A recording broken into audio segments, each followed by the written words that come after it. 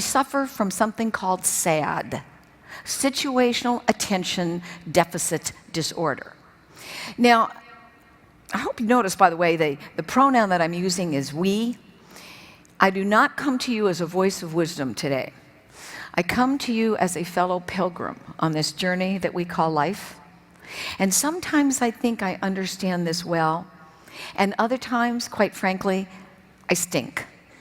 And my husband says, Eileen, read your book. So as I'm talking out loud to you, I'm talking out loud to myself.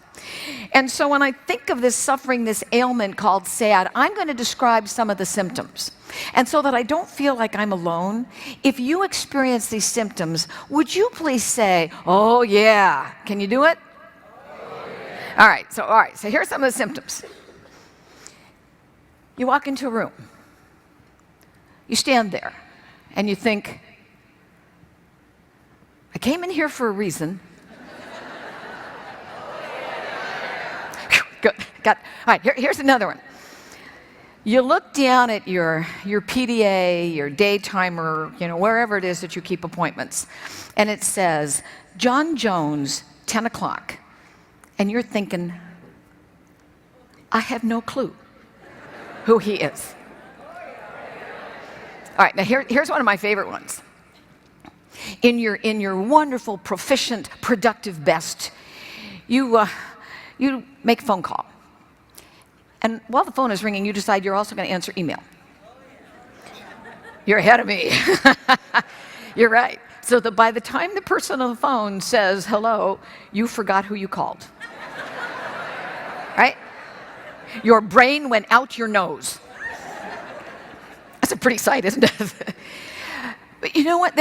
This is multitasking at its absolute worst, and we do it all the time.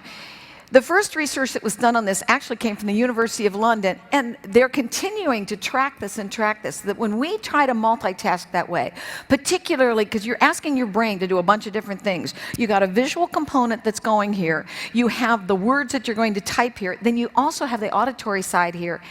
You lose as much temporarily as 10 points of IQ trying to do that.